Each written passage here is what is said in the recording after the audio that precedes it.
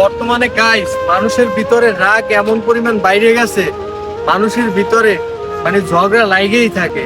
তবে আজকে আপনাদের এই ভিডিওর মধ্যে দেখাবো কিভাবে রাগ কমাইতে হয়। শোনেন, ভাই সমস্যা কি?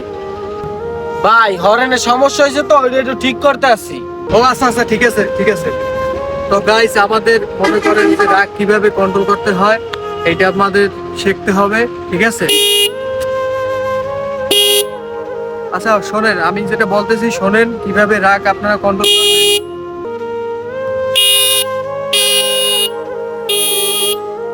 গাইস